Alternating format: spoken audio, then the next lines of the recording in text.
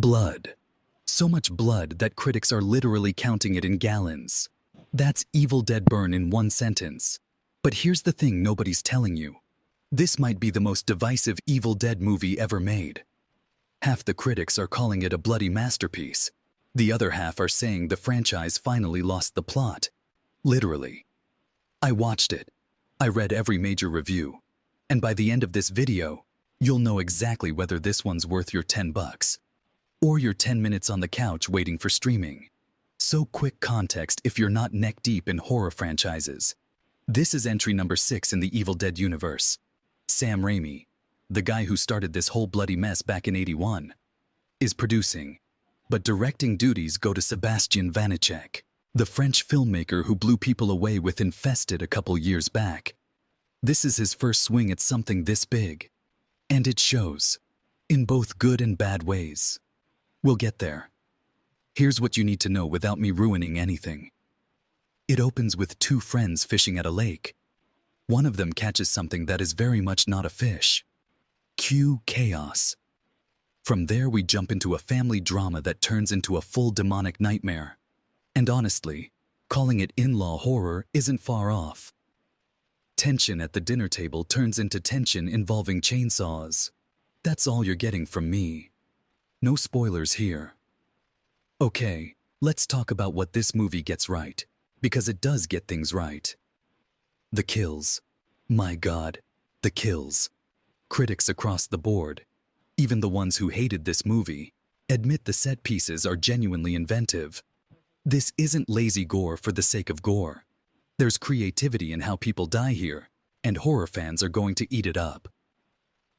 Rotten Tomatoes' early critic roundup actually leaned positive on this one.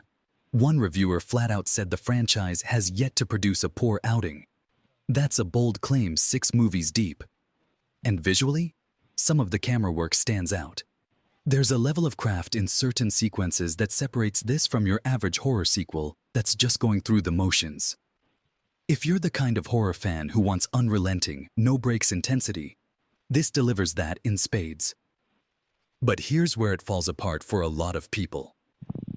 Roger Ebert's site did not hold back. They called out clunky editing, a washed-out look, and VFX in the third act that just doesn't hold up. And I noticed it too. There's a point where the movie shifts from intense to, is this even trying anymore? The bigger issue? Character development. Multiple critics pointed out that the violence completely overshadows anyone you're supposed to care about. One review put it perfectly, brutality mistaking itself for personality. You're watching people die, but you never really cared if they lived. And if you grew up loving the Sam Raimi era, Evil Dead 2, Army of Darkness, that tongue-in-cheek humor, the campy chaos, the fun? Almost completely gone. This one plays dead serious. No wink to the camera, no boomstick one-liners, just relentless brutality. For some viewers, that intensity becomes exhausting way before the credits roll. And that's really the story here. This isn't a movie critics agree on.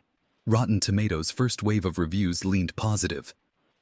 But outlets like RogerEbert.com and other reviewers went hard the other direction, arguing the franchise has completely lost what made it special in the first place. You will not find consensus on this one. You'll find a fight. My take? 6 out of 10. Watch it if you want pure relentless gore and you don't need emotional stakes to enjoy a horror movie. Skip it if you're hoping for the charm, humor, and heart of the Raimi originals, because that's not what's on the menu here. Have you seen it yet? Tell me I'm wrong in the comments. And if you want more honest horror reviews with zero fluff, hit subscribe. I've got more coming.